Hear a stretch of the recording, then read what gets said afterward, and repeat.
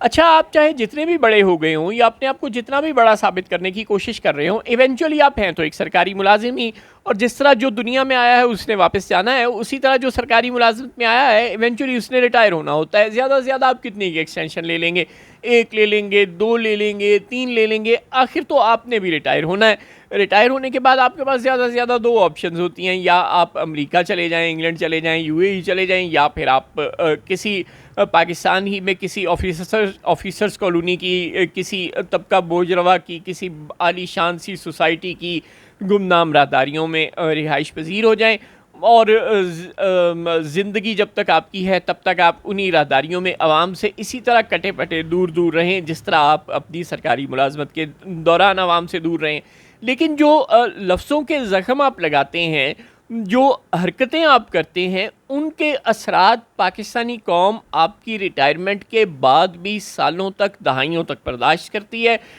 چاہے وہ پرویز مشرف کے لگائے ہوئے گھاؤ ہوں، چاہے وہ ضیاء الحق کے لگائے ہوئے گھاؤ ہوں، چاہے وہ قاضی فائز عیسیٰ کے لگائے ہوئے گھاؤ ہوں، چاہے وہ افتخار چودھری کے دیے ہوئے زخم ہوں، یا چاہے وہ بابر رحمت کے دیے ہوئے زخم ہوں، یا جنرل باجوہ کے دیے ہوئے زخم ہوں. قوم ان کو صدیوں تک برداشت کرتی ہے.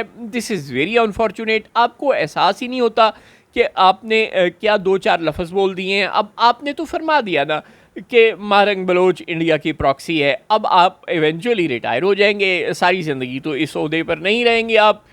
آپ سے پہلے پاپا جونز والے انکل تھے، وہ بھی اس عہدے پر رہے ہیں، اور بھی بے شمار لوگ رہے ہیں. وہ جو صاحب جو یہ کہتے تھے کہ نوٹیفیکیشن از ریجیکٹڈ، اور وہ یہ بھی کہتے تھے کہ اینیمی از ڈیفیٹڈ، وہ والے صاحب بھی اب اس عہدے پر نہیں رہے.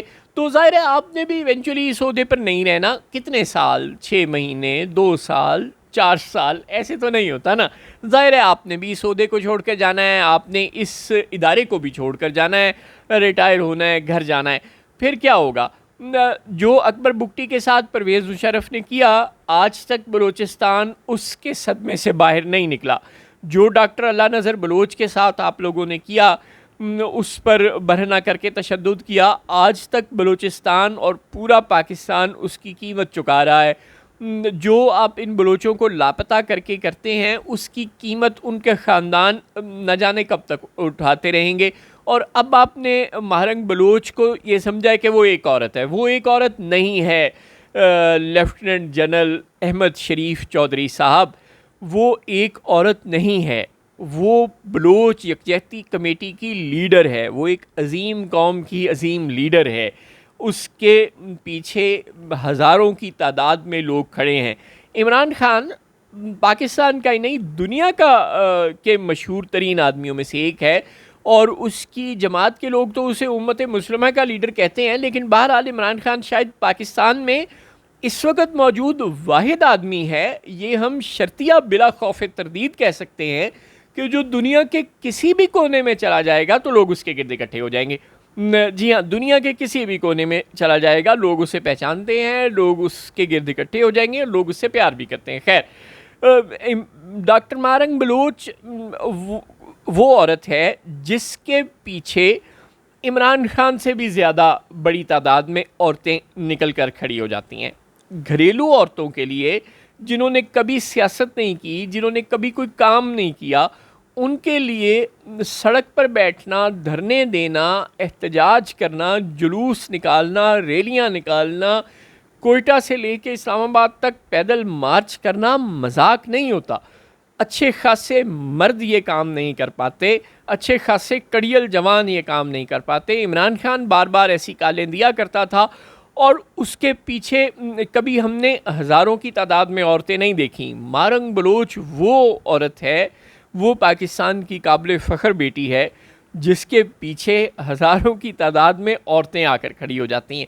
تو جب آپ ان سب کی لیڈر کو کہہ رہی ہیں کہ وہ انڈیا کی پراکسی ہے، تو اس کا مطلب ہے کہ پھر اس کے پیچھے جو سب لوگ کھڑے ہیں وہ بھی انڈیا کی پراکسی ہیں. ایسے نہ کریں. آپ کی مہربانی اپنی زبان پر اور اپنے اعمال پر کنٹرول کریں. اپنی ہاتھ اور زبان کے شر سے دوسروں کو بچائیں. آپ بہت آیتیں حدیثیں سناتے ہیں ہمیں، ہمارے ایمان کو گرمانے کی بہت کوششیں کرتے ہیں. آپ نے بہت غداریوں کے فتوے بانٹ لیے، بہت کفر کے فتوے بانٹ لیے. کہیں تو بریک لگا دیں، آپ کی بڑی مہربانی ہوگی. آپ نے ریٹائر ہو کر چلے جانا ہے. یہ جن لوگوں کو آپ ناراض کر رہے ہیں ان کی اگلی جنریشنز بھی آنی ہیں، ان کی اگلی جنریشنز نے بھی اس ملک میں زندہ رہنا ہے اور اس ملک نے بھی تا قیامت زندہ رہنا ہے انشاءاللہ. یہ لوگ اس ملک کے لیے اور اپنے لیے اور ہم سب کے لیے مسائل نہ پیدا کریں.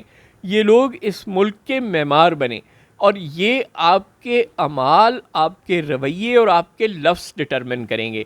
آپ ان کے ساتھ پیار سے بات کریں گے تو یہ بھی آپ کے ساتھ پیار سے پیش آئیں گے. آپ ان کے ساتھ سختی کریں گے تو پھر ان کا جواب بھی سخت ہوگا. بات کو سمجھیں. یہ جو دیوانہ پن ہے نا، یہ جو طاقت کا جنون ہے، اس سے باہر نکل آئیں. آپ کی بڑی مہربانی ہوگی.